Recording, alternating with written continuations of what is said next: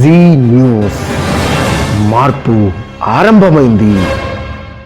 నమస్తే, నేను చౌల కృష్ణాంజనేయులు. ముఖ్యమంత్రి వైఎస్ జగన్మోహన్ రెడ్డి మీరు ఏ సభలో అయినా చూడండి, బహిరంగ సభలో బటన్ నొక్కే బహిరంగ సభ కానీ ఏ సభ అయినా సరే నా ఎస్సీలు, నా ఎస్టీలు, నా బీసీలు, నా మైనారిటీలు అని ఎంత ప్రేమగా వలకపోస్తారో. నిజంగా ఎస్సీ, ఎస్టీ, బీసీ మైనారిటీల మీద జగన్మోహన్ రెడ్డికి అదే స్థాయిలో ప్రేమ ఉందా, లేదంటే ద్వేషం ఉందా? అసలు ఎస్సీ, ఎస్టీ, బీసీ మైనారిటీ ఆ సమాజానికి వాళ్ళందరూ ఓట్లు వేశారు జగన్మోహన్ రెడ్డికి. 50% ఓట్లు వచ్చాయంటే 2019లో మామూలు విషయం కాదు. వీళ్ళే గంపకొత్తగా ఓట్లు వేసినటువంటి.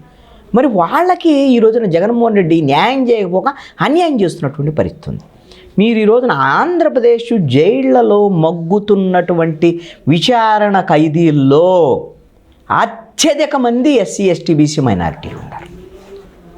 మీరు ఇక్కడ గమనిస్తే విచారణ ఖైదీల్లో 5 విచారణ ఖైదీలు ఉంటే దాంట్లో 2 గిరిజనులు, దళితులకు సంబంధించినటువంటి వాళ్ళు. ఇది ఎంత దారుణమైనటువంటి విషయం. కనీసమైనటువంటి పూచీకత్తు పెట్టుకోలేనటువంటి వాళ్ళు, అదేవిధంగా బెయిల్ పొందలేనటువంటి వాళ్ళు, చిన్న చిన్న కేసుల మీద ఈ రోజున అరెస్టులు ఎక్కువ అవుతున్నటువంటి పరిస్థితి ఉంది. ఎక్కడైనా ప్రశ్నిస్తే అరెస్ట్ చేయటమే కదా. వరప్రసాద్ అనేటువంటి దళిత యువకుడిని మీరు ఇసుకు సంబంధించినటువంటి దాంట్లో ప్రశ్నించినందుకు పోలీస్ స్టేషన్కి పిలిచి సూర్యమండనం చేసినటువంటి పరిస్థితి. ఆయన రాష్ట్రపతికి లేఖ రాసుకున్నాడు. ఆ అబ్బాయి నేను నక్సలైట్లో కలిసిపోతాను, ఇదేం దారుణమైనటువంటి పరిస్థితి. దాని మీద విచారణ జరపండి రాష్ట్రపతి కార్యాలయం రాష్ట్ర ప్రభుత్వానికి రాస్తే పట్టించుకున్న వాళ్ళు లేరు. ఇప్పటి వరకు ఆ కేసు సిబిఐకి విచారణ జరిపించమని కోర్టుల చుట్టూ తిరుగుతున్నటువంటి పరిస్థితి ఉంది. అబ్బాయి అసలు జగన్మోహన్ రెడ్డి కేసు గురించి ఆలోచిద్దాం. జగన్మోహన్ రెడ్డి మీద కోడికత్తితో విశాఖపట్నం ఎయిర్పోర్ట్లో దాడి జరిగింది. చిన్న గాయమైంది చేతికి 2019 ఎన్నికలకు ముందు.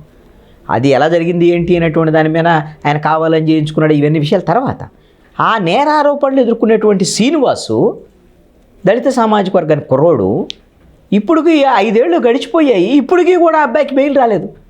నిజంగా ఆ విధంగా కోడికత్తో చిన్న గాయం చేసినందుకు ఒకవేళ శిక్ష పడ్డా కూడా ఇన్ని రోజులు జైల్లో ఉండడం. మరి ఎందుకు ఆ అబ్బాయి బయటికి రాకుండా ఎందుకు అని అంటే జగన్మోహన్ రెడ్డి విచారణకు హాజరుగాడు, దీంట్లో కుట్రకోణం ఉందంటాడు, దాని మీద ఎన్ఐఏ విచారణ జరపలేదంటాడు, దాని మీద హైకోర్టుకి వెళ్తాడు, దాన్ని సాగదీస్తున్నాడు, ఆ బెయిల్ రాకుండా చేసేటువంటి పరిస్థితి ఉంది. ఒక దళిత యువకుడికి మరి దళితులు నా ఎస్సీలు, నా దళితులు అన్నప్పుడు ఆ దళితుల్లో శ్రీనివాసు లేడా?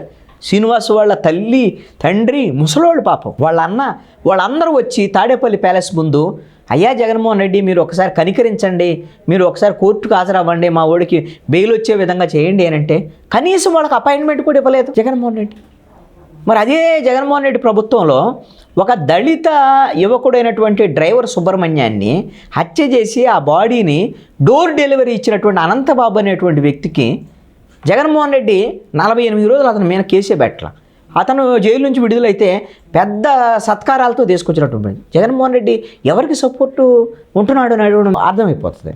మీకు ఇక్కడ విచారణ ఖైదీలకు సంబంధించినటువంటి విషయంలో కింద మనం ఒకసారి గమనిస్తే ఇవన్నీ కూడా అధికారికమైనటువంటి లెక్కలకు సంబంధించినటువంటి అంశం. ఎన్సీఆర్బీ లెక్కలు 2019 నుంచి 2022 వరకు ఈ కేసుల సంఖ్య విపరీతంగా పెరుగుతుంది. 2018 డిసెంబర్ 31 నాటికి రాష్ట్రంలో ఉన్న జైళ్లలో ఎస్సీ వర్గానికి చెందినటువంటి విచారణ ఖైదీలు 875 మంది ఉంటే 2022 డిసెంబర్ 31 నాటికి ఈ సంఖ్య 1478కి చేరింది.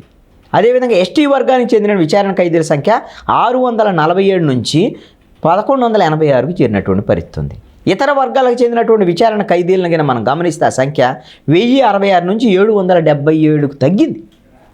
ఇది ఎందుకు ఇలాంటి జరుగుతుంది అనేటువంటి దాని మీద అసలు పరిస్థితి మనం ఒకసారి గమనించండి.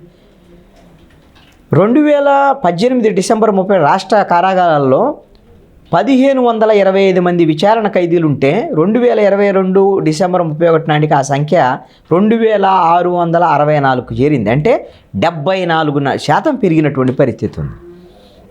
అంటే ఈ కారాగారాల్లో ఉండేటువంటి వాళ్ళందరిలో అత్యధిక మంది ఎస్సీ, ఎస్టీలు 36.42% మంది ఉన్నటువంటి పరిస్థితి ఉంది. ఇది 2018లో 36.42%. 2022 డిసెంబర్కి వచ్చారు కదా అది 52% పెరిగింది. ఏంటి పరిస్థితి? మీరు సంవత్సరాల వారీగా కూడా మనం ఒకసారి లెక్కలు గమనిద్దాం. ఇవన్నీ కూడా మనం లెక్కలు మార్చలేం కదా.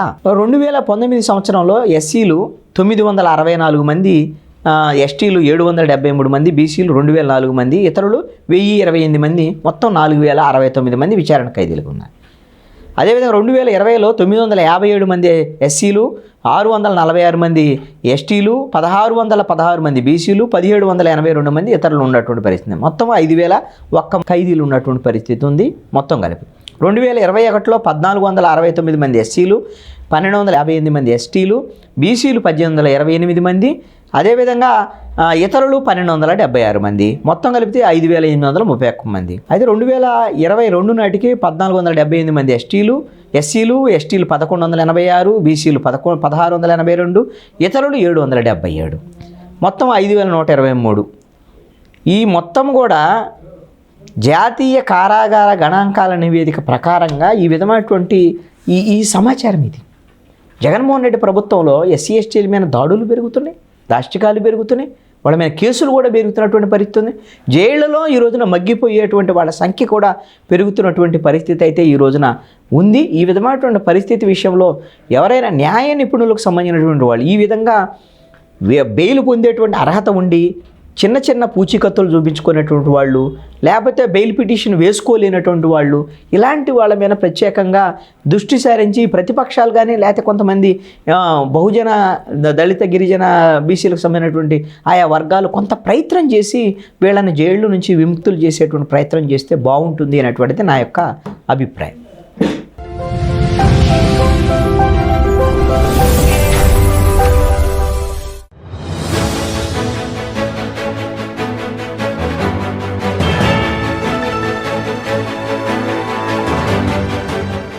జీ న్యూస్, మార్పు ఆరంభమైంది.